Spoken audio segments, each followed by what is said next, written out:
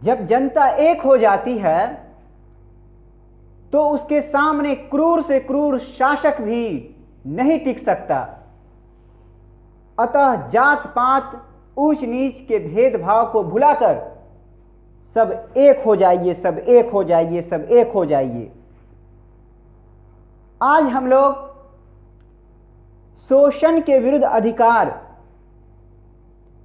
Right against exploitation, article 23 to 24 के विषय में सीखेंगे। आर्टिकल 23 सेज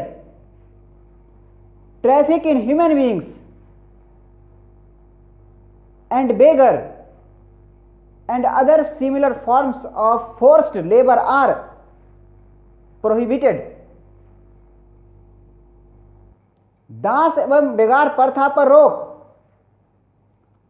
दास प्रथा का अर्थ होता है किसी के यहां वंशानुगत रूप से काम करना, जनरेशन टू जनरेशन काम करना, और बेगार प्रथा का अर्थ होता है किसी के यहां निःशुल्क काम करना, विदाउट फी काम करना, बिना पैसा का काम करना। भारतीय समाज में इस परंपरागत बुराई पर रोक लगा दिया गया और इसे दंडनीय अपराध घोषित किया गया। अब किसी को अधिकार नहीं है कि कोई किसी से बिना पैसा का काम कराएगा या किसी को अपना दास बनाएगा। अगर कोई ऐसा करते हैं तो इसका मतलब यह है कि वो आर्टिकल 23 को वायलेट करते हैं, और वो आर्टिकल 23 का वायलेशन उस व्यक्ति के मौलिक अधिकार का वायलेशन है, मौलिक अधिकार का उल्लंघन है, मौलिक अधिकार का हनन है, और इसे भारतीय समाज में, इंडियन कॉन्स्टिट्यूशन में, भारतीय संविधान में दंडनीय अपराध घोषित किया गया है। अब हम लोग आर्टिकल 24 को देखेंगे।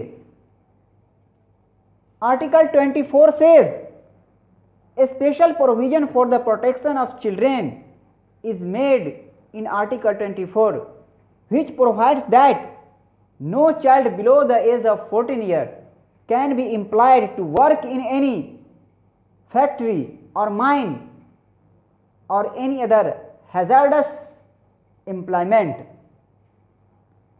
बाल श्रम पर रोक।